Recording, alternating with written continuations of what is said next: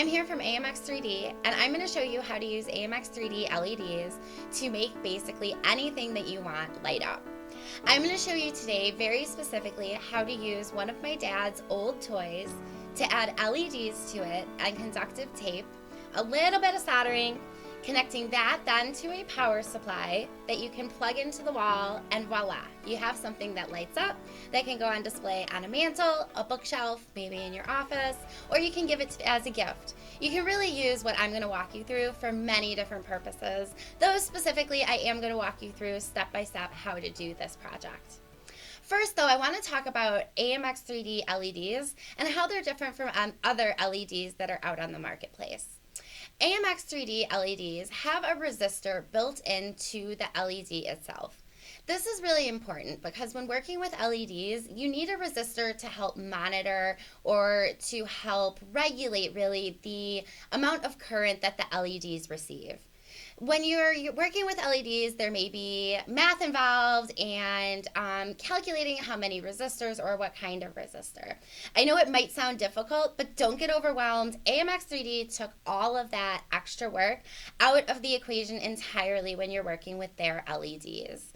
With their LEDs, the resistor is built in, so you have less sewing and, my favorite, less math when working with them.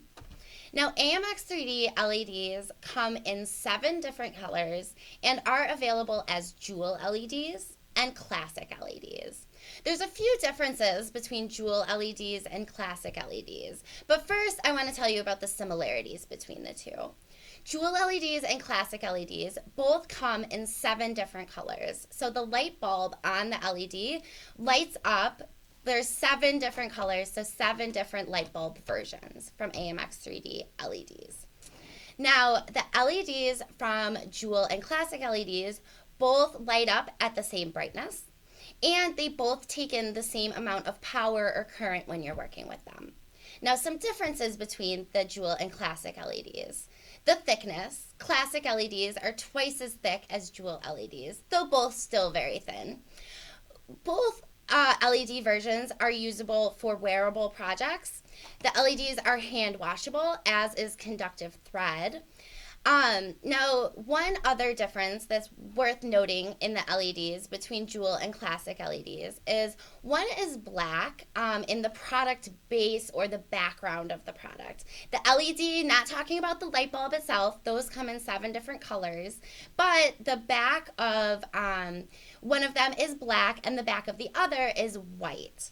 Sometimes that's helpful because if you're working on a black hat for a wearable project or a white bag or a white t-shirt, you might want to use the LEDs that best match with what you're doing, and that's okay to do. There are some reasons that maybe soldering is a little bit easier with the thinner LEDs, and some other reasons you might want to use thin versus thick, but all in all, they are interchangeable depending on what you're doing. Today, I'm using the Jewel LEDs as they're thinner, and the project I'm going to be doing is lower profile where there's less room for the LEDs to be exposed, and I don't want them sticking out or it being really apparent that the LEDs are sticking out. I just want the light to look like it's showing on the product base itself, but I'll get there further down the line. I also want to talk you through, before I show you how to do this project, how you attach the LEDs to the power supply. This is really important because the LEDs themselves don't light up without being attached to either a battery or being attached to a 5-volt power supply that you can plug into the wall. It's really easy to do. I'm going to show you how to use an old phone charger today to use the LEDs, to light up the LEDs in the project today. There's other examples, and I'll show other examples further down the line of how to light things up using battery packs and using different types of connectivity. Now, when working with LEDs, to connect the LEDs to that power supply, you need something to conduct the current from those LEDs to the power supply.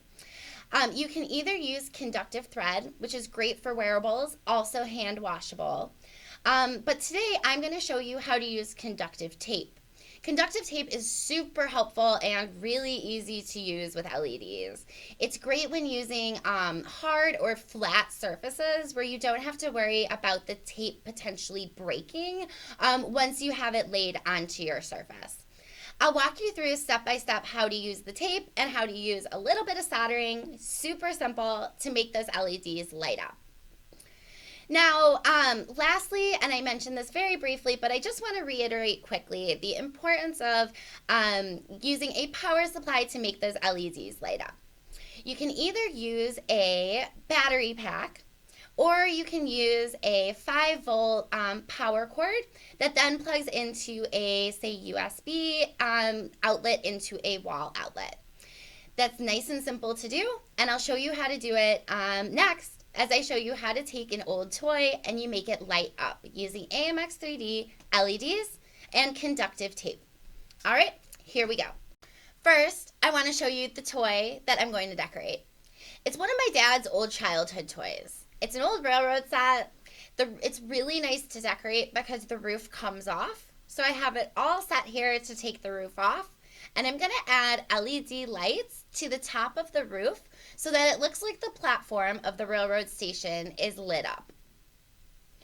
Now first, I need to run the copper tape. I'm going to run 2 strips of copper tape along the roof. One of the strips is for the positive end of the LEDs, and they're labeled each LED with a plus or a minus. The plus or the positive sides will all need to face the same direction on one strip of this copper tape. Once I've run this all the way around the rooftop, then I'm going to run a second strip of copper tape. I'm going to be very careful to space out the second strip of copper tape so that it is an equal distance of the 2 ends of the LEDs so that the LED can lay flat on the copper tape. Now this side of the copper tape is going to be for the negative ends of my LEDs, or that negative connection.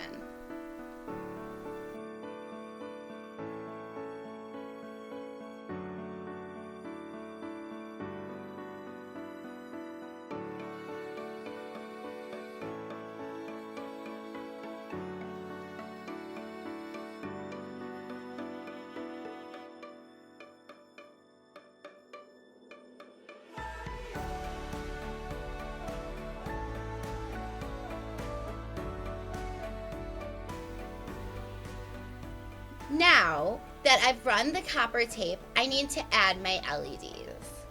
To attach an LED to copper tape, I use a soldering iron.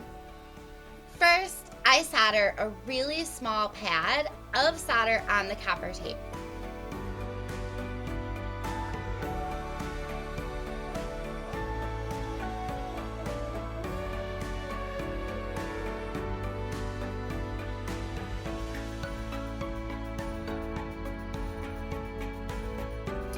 Then I place the LED on top of the solder pad, and I use the soldering gun to go on top of the metal side of the LED so that the heat from the solder gun warms up through the LED, back heating the solder pad that's on the copper tape, affixing the LED to that copper tape and really kind of sealing it or gluing it in a way in place.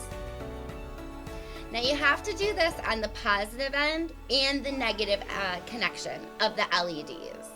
Again, making sure that all LEDs run in the same direction, positive facing one end and negative facing the other.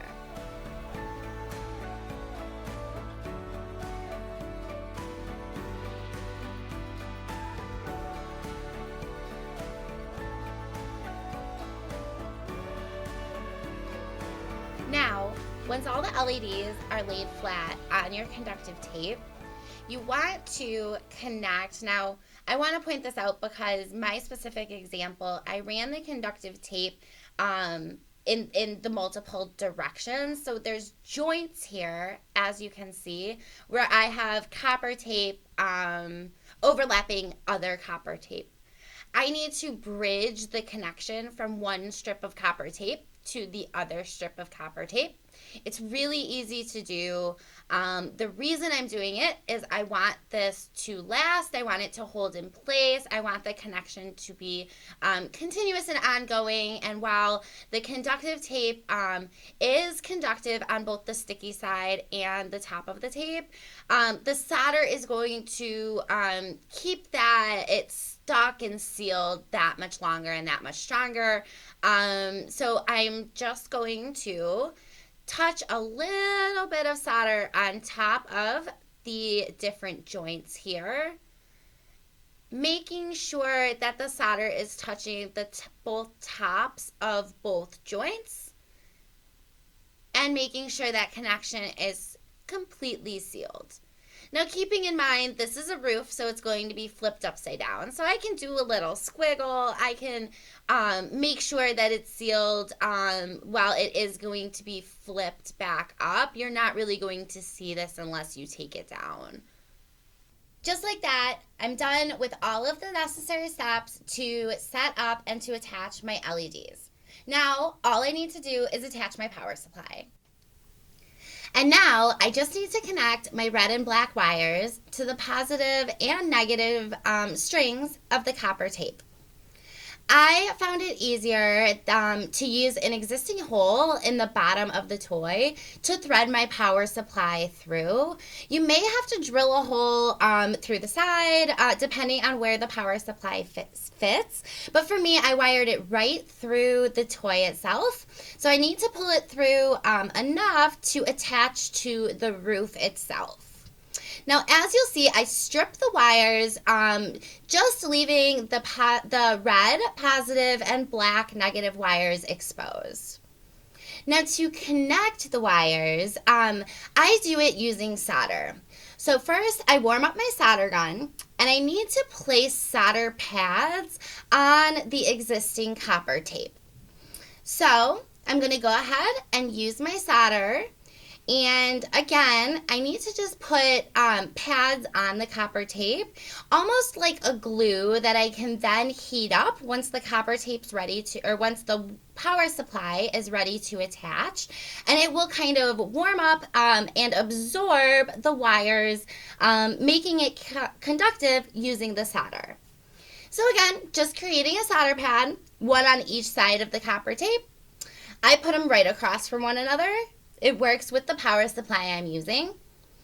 I do want to mention, and I'll mention it a couple times as I'm going throughout this, you want to make sure when attaching the red and the black wires that they don't cross, as if the wires that are exposed do cross, it will short the connection, and that might just result in the connection no longer working and the power supply no longer working. But worst case, it can actually conduct heat and spark if it's powered on and the wires overlap. So be cognizant of that and careful that they don't overlap. Now, to make the wires secure within the conductive thread, I make little loops or little circles. So I left enough exposed wire to kind of loop it around, making it nice and easy to have enough space to attach to those solder pads. Again, you'll see I'm keeping that positive and negative nice and separated. So warming up those solder pads, and nice and easily I can just stick my power supply and those exposed wires to the copper tape. Now again, I'm going to attach the red wire to the positive side of the copper tape, or the side of the copper tape where all of the LED plus sides are touching. On the other side, I'm going to place the black wire, and that again is on the negative side and that negative part of the connection where all of the LEDs, the negative or dash is showing. To secure them extra tight to make sure that they don't loosen at all and it lasts a really long time, I put an extra little bit of solder on top of the wires. Sometimes the wires too are a little not tough, but they can slide a little bit as you're doing this. So having a little bit of extra solder to use to kind of stick it and hold it in place can be super helpful. Again, making sure that your solder does not cross from the positive to the negative side. Now, as you can see, they are nice and tight and secure in place. Now, I actually do an extra measure at this point once I know that they are securely in place, and I take a little piece of electrical tape and I actually cover those wires. Again, it just gives me peace of mind that they're not going to cross once I thread the power supply or the extra cord through the bottom. But again, it just holds everything in place. I used electrical tape. It works for my purposes. Nice and easily just put that on top of that solder. The solder dries super fast, so you'll see it's not like it's still going to be wet or anything like that. It dries super fast as soon as it cools down. So again, covering up those exposed wires with electrical tape holds everything in place. Flip the roof over. At this point, I'm pretty much done. I just have to reattach the roof and kind of put the toy or put the decoration back together. I did thread the power supply through the bottom so that there's not a bunch of extra wire inside the little train station, as there is LED in there. It's kind of part of what lights up. 2 screws, nice and easy to put back together.